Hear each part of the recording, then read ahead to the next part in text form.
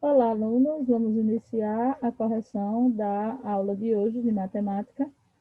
Para que a gente consiga, né, realizar a primeira atividade, seria necessária a observação dessa tabela dos números primos até 1000, que eu disponibilizei para vocês no grupo, né? Coloquei ela aqui também, tá? Para relembrar você que a gente precisa analisar essa tabela para responder o nosso primeiro quesito. Então, vamos a ele.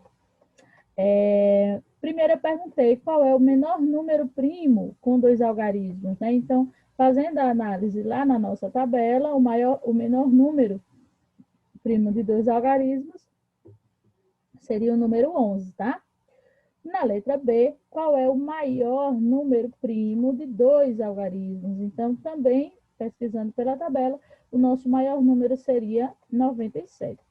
Na letra C, eu pergunto qual é o maior número primo que é maior que 300, ou seja, eu vou na tabela e olho lá qual é o primeiro primo que a gente tem aí depois do número 300, né? Seria 307. E na letra D, eu quero saber qual é o menor número primo com três algarismos, que seria 101. Então, esse primeiro quesito é muito simples, é muito rápido de ser feito. Era só você, olhando pela tabela que eu disponibilizei para vocês, vocês responderem essas questões que nós temos aqui, ok?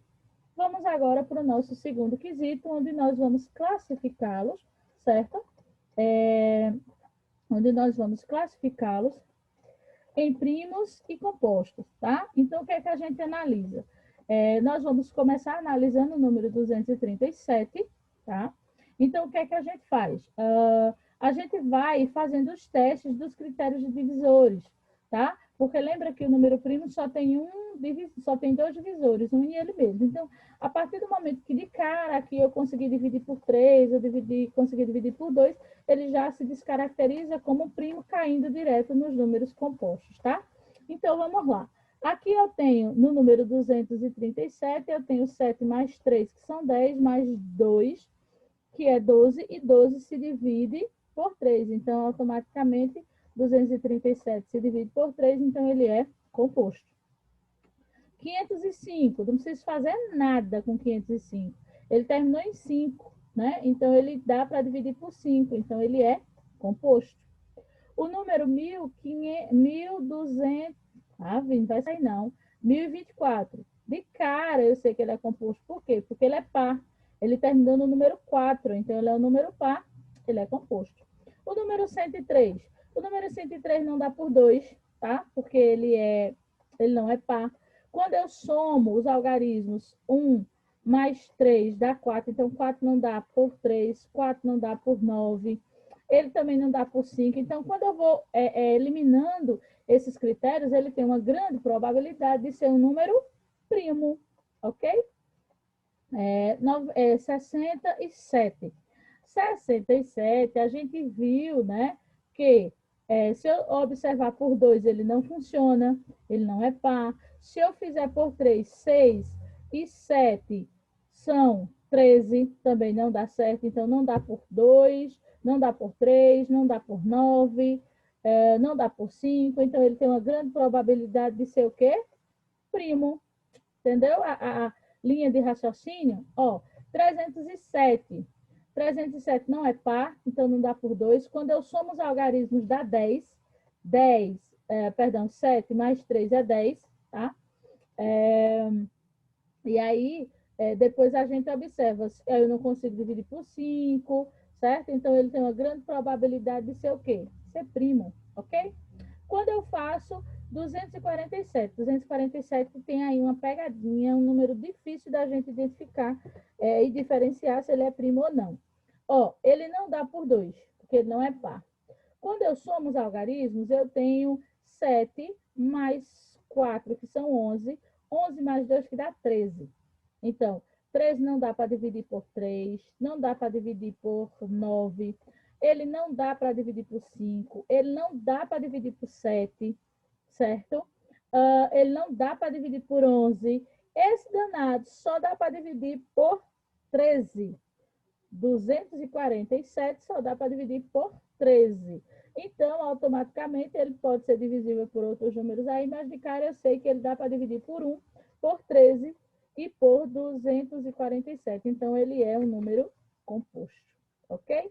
715 é um número terminado em 5, automaticamente ele é divisível por 5, entrando dentro da família dos números compostos, ok? Lembrando que aí a gente tem essa separação, né? A identificação dos números primos, que são aqueles que só têm 2 divisores, que é 1 e ele mesmo. Se o número não é primo, automaticamente ele é um número composto. As únicas exceções que nós temos é o número 1 e o 0, que nem pode ser chamado de primo e nem pode ser chamado de composto, ok? Isso eu expliquei durante a explicação da aula de hoje. Na terceira questão, nós temos quais são os fatores primos de 2145. Ou seja, eu vou ter que fazer essa decomposição, né? Então, eu tenho aqui 2145. Ele não é divisível por 2, porque ele não é um número par. Para que eu identifique que ele é por 3, a gente vai ter que somar, beleza? Então, eu tenho 5 mais 4, que são 9. 9 mais 1 é 10 e 2 são 12. Lembrando que você pode somar na ordem que você quiser, isso aí não tem problema. Mas como o somatório dos nossos números deu um número divisível por 3, esse número é divisível por 3. 2.145 dividido por 3 me dá 715 como resposta. Então, a gente continua analisando se ele ainda dá por 3. Então, eu faço 7 mais 1, que são 8. 8 mais 5. 8 com 5 dá 13. 13 também não funciona. Então, esse 715 não dá para dividir por 3. O próximo primo depois de 3 seria 5. E como esse rapaz termina em 5, automaticamente ele dá para dividir por 5. 715 dividido por 5 é igual a 143. 143 não dá mais para dividir por 5, né? Porque ele não finaliza nem 0 nem 5. E aí a gente sai subindo. O próximo primo depois de 5 seria 7. 143 não dá por 7, tá? Depois de 7, a gente tem 11. E 143, sim, dá para dividir em partes iguais por 11, que me dá 13 como resposta. 13 é um número primo, que só se divide por 13. E aí a gente fecha. E o que eu perguntei? Quais são esses fatores, né? Então, os fatores que fazem parte da decomposição de 2145 seria 3, 5, 11 e 13, ok? Agora, a gente vai fazer a decomposição de 322, porque eu preciso identificar qual é o maior fator primo, ou seja, ó, como eu disse a vocês na explicação, é o número que está lá embaixo, é o maior primo que a gente utilizou para fazer a decomposição de 322. Vamos começar? 322 é um número par, né? Finaliza em 2 aqui. 322 dividido por 2 é igual a 161, certo? 161 não dá mais para a gente dividir por 2. Então, o próximo seria 3. Para que eu identifique se ele é por 3, eu somo. 6, 7, 8. 8 não funciona, não dá para dividir por 3. O próximo seria 5. Ele não termina nem 0 nem 5, então ele também não dá por 5. O próximo primo seria 7. 161 dá para a gente dividir em partes iguais por 7. Lembrando que 7 não tem critério, realmente a gente tem que fazer a conta para ver se dá certo, ok? 161 dividido por 7, nós temos 23 como resposta. E como 23 é um número primo, só se divide por 23. E como o questionamento da letra B era o maior fator primo dessa decomposição, seria o número 23. E aqui eu quero saber quem é o menor fator primo dessa decomposição de 67. O que a gente identifica? 67 é um número primo, certo? Então, obviamente, o menor número, né, que eu posso dividir 67 é somente por ele mesmo. Né? Então, o menor fator desse divisor é o próprio divisor, certo? Eu espero que vocês tenham conseguido acertar essa terceira questão, ela já era um pouco mais complexa. No quarto, a gente tem as decomposições desses três números para realizar. Vamos iniciar, né? 60 é um número par, finaliza em 0. Então, eu começo dividindo por 2. 60 dividido por 2 é 30. 30 continua sendo um número par, então eu continuo dividindo por 2. 30 dividido por 2 é 15. 15 não é mais um número par, então eu não posso mais dividir por 2. O próximo primo seria 3. Para que eu identifique se 15 dá por 3, eu preciso somar 5. Mais 1 é 6 e 6 se divide por 3. Então, 15 dá por 3. 15 dividido por 3 é 5. 5 é primo, só dá por 5 e a gente finaliza, né? Então, a nossa estrutura seria o número 2, duas vezes, o número 3 e o número 5. Aqui é a quantidade de vezes que cada um dos elementos, cada um dos nossos primos apareceu, ok? Vamos agora fazer a decomposição de 288. 288 é um número par, termina em 8, né? Então, eu posso dividir por 2. 288 dividido por 2 dá 144. 144 continua sendo um número par, né? Terminou em 4, então eu posso continuar dividindo por 2.